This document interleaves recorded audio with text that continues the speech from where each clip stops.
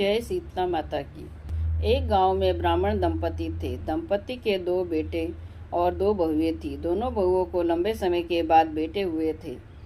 इतने में शीतला सप्तमी का त्योहार आया। घर के पर्व के अनुसार ठंडा भोजन तैयार किया गया। दोनों बहुओं के मन में विचार आया कि यदि हम ठंडा भोजन लेगी तो बीमार हो जाएगी। बेटे भी अभी छोटे हैं। इस कुविचार के कारण दोनों बहुओं ने तो पशुओं के दाने तैयार करने के बर्तन में गुपचुप करके बाटी तैयार कर ली। सास बहू शीतला की पूजा करके आई। शीतला माता की कथा सुनी। बाद में सास ने शीतला माता के भजन करने के लिए बैठ गई। दोनों बहुएं बच्चे रोने का बहाना बनाकर घर में आई और दाने के बर्तन में गरम गरम रोटला निकाला और चूरमा किया और पेट भर कर खाना खाया। सास ने घर में आने पर बहुओं ने भोजन करने के लिए कहा। बहुएं ठंडा भोजन करने का दिखावा करके घर का काम करने लग गई। सास ने कहा, बच्चे कब से सोए हुए हैं, उन्हें जगाकर भोजन करा लो। बहुएं जैसे ही अपने बेटों को जगाने गई तो उन्होंने उन्हें मृत पाया। ऐसा बहुओं की करतूतों के फलस्वरूप शीतला माता के प्रकोप से हुआ था। बहुएं विवश हो गई। सास ने घटना जानी तो बहुओं से झगड़ने लगी। सास बोली कि तुम दोनों ने अपने बेटों की बदौलत शीतला माता की अवहेलना की है, इसीलिए अपने घर से निकल जाओ और बेटों को जिंदा स्वस्थ लेकर ही घर पर आना। अपने मृत बेटों को टोकरे में सुलाकर दोनों बहुएं घर से निकल पड़ी। जाते जाते रास्ते में एक जीर्ण वृक्ष आया।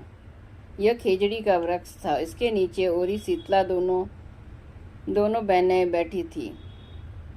दोनों के बालों में विपुल प्रमाण में जूं थी। बहुओं ने थकान का अनुभव भी किया था। दोनों बहुएं ओरी और शीतला के पास आकर बैठ गई। उन दोनों ने शीतला ओरी के बालों से खूब सारी जूं निकाली। जुओं का नाश होने से ओरी और शीतला ने अपने मस्तक में शीतला का अनुभव किया। कहा, तुम दोनों ने हमारे मस्तक को शीतल ठंडा किया है, वैसे ही तुम्हें पेट की शांति मिले।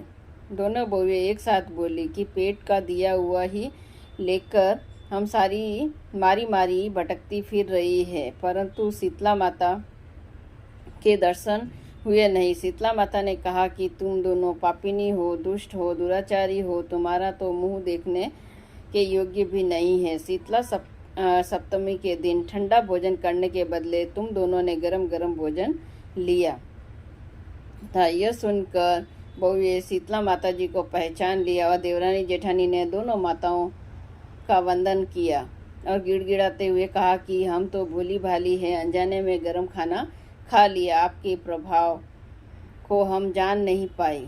हम दोनों को क्षमा कीजिए और हमारे इन दुष्कर्मों का उद्धार कीजिए।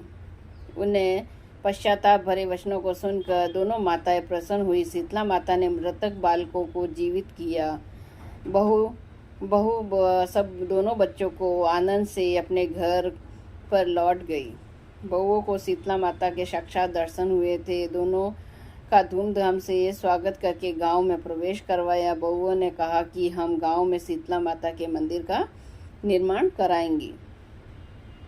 चैत्र महीने में शीतला सप्तमी के दिन ठंडा खाना ही खाएंगी। शीतला माता ने बहुओं पर जैसी अपनी दृष्टि कृपा बनाई, वैसे ही हम सब पर बनाए रखे और श्री शीतला माँ सदा हमें शांति, शीतलता तथा आरोग्य दे।